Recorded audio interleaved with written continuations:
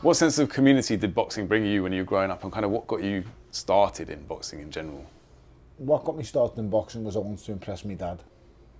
So my dad was a man who could really have a fight. Yeah. And me coming home with 10 GCSEs and great exam results wasn't really going to cut it.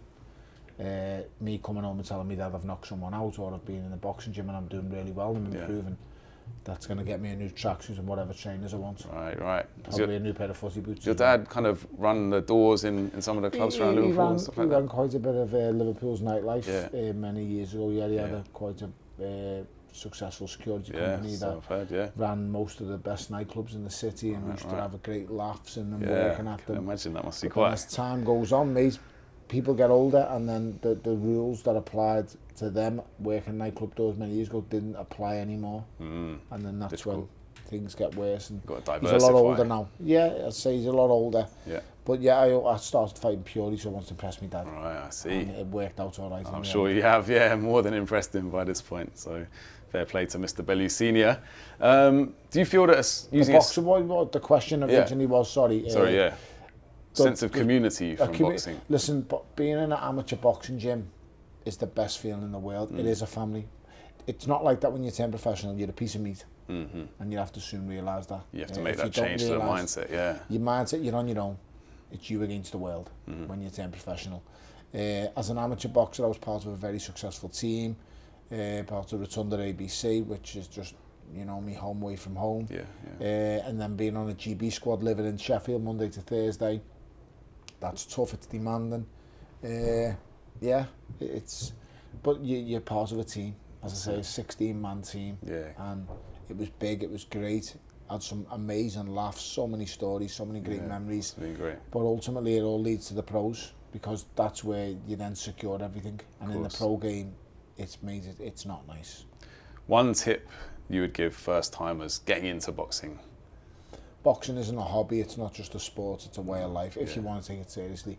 If you want to go to an amateur boxing gym, enjoy it, get stuck in, have a go. But if you're thinking of taking it to an actual career, then believe you cannot fuck around with boxing. It is not a game, it is not a hobby, boxing. It is not a sport, it is literally a way of life. It takes over your whole life. Boxing came first for me.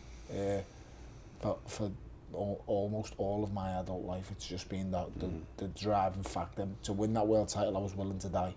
Dedication to the anything someone's willing to die while they're doing is fucking nuts. Because there's more to life than boxing, but I was that stupid idiot who was literally willing to do anything to win.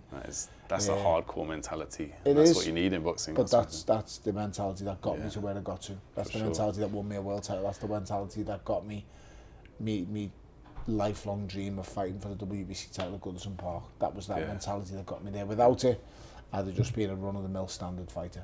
And now you've got the legacy to look back on and be very proud of. I don't know about legacy, but it worked out all right. Yeah, for sure. Okay, quick one. What's your opinion on training early in the morning as opposed to late in the evening or at night? I presume you're going to say morning. Most boxers must be morning. I prefer morning, but it depends what you want to achieve. If you want to train to your maximum potential and train and get the best results, it would not be training of a morning on an empty stomach like I used to train. You're not going to get the best results. No. If you want to get the best results, train on, I wouldn't say a full stomach, but train with adequate amounts of food and the right food in you, and you will see the best results. I mean, all my best running times was all done in the night with a full belly of food in me. All the best running times. It's just I've ran some fucking ludicrous times and crazy 6 mile runs. What kind of distance? 6 miles, Yeah, and I would just, if I had a full belly, mate, I could run Saturday night when everyone's out partying. I would be running at 11 o'clock at night with a full belly of food. Really interesting. Yeah, and I would fly. But then other than that, there'd be times when you have to make weight to 5:30, get up, run. And the run's a slog. It's hard because you're cannibalising your own body fat. Yeah, true, and that's the kind of things you would do. There's so many different ways of training. For me, I'm up now first thing in the morning. So this morning I was up on my Peloton for 6 o'clock this morning. Okay, impressive. So get out there early doors. For 6 o'clock this morning. So for those who don't know, then Tony's still out there. Okay. Indoor cycle. 45 minutes. 45 minutes, elapsed time, average heart rate of 163, 825 calories in 45 minutes. That's no joke. Effort hard, 8 out of 10. I think that's fair enough there. Yeah. Yeah, it's not bad. Solid I mean, our effort, mate. top heart rate was 191 this morning. Oof. Average heart rate, as I say, was 163. So Decent. they're the kind of things I'll do just to get the work in and get it done. If I wanted to better the best of that result, I'll swim a mile once a week. I'll get on my Peloton twice a week. I'll lift weights once a week, and I'll try and punch once a week. Yeah. It's more like punch once a fortnight now, and I've only done that since the start of the new year. Last year I only punched 4 times. So it's about variety for you, isn't it? Like mixing it up. It's about variety and getting the work done, but ultimately there's so many different ways of training, and it depends what you want to achieve. If you want to burn fat, then there's a way. Then training in the morning on an empty stomach is the correct way to do it. If you want to get fitter, stronger, and faster, then I would suggest more, maybe not overnight, just on a full stomach. Yeah. You don't want to be in a calorie deficit if you're trying to put on muscle. Obviously, you've got to be calorie surplus eating. You have, but it's all about the right calories going in. Very true. You know, we can put I can put thousands of calories in my body, but it's going to be thousands of calories of shite. Right. I can also then put 1,000 calories of really good stuff in that's going to, fuel me better. Yeah. What about recovery? Do you use hot and cold therapy for recovery? Yeah, I've always done ice baths. I've always done things like that. So ice baths for a long time. I've been in the cryo chamber a number of times. Everton have got their own cryo chamber.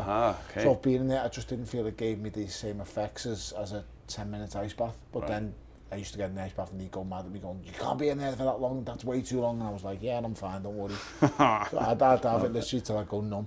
Right, really? And then you get out and it takes a while for the sense to come back to your body, but then I would feel I could go the next day. Not hard the next day. If I've done a really hard session and you're in the ice bath for 10 minutes at the end of it, 2 days.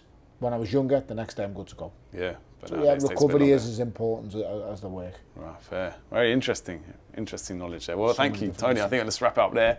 But until next time. Always a pleasure.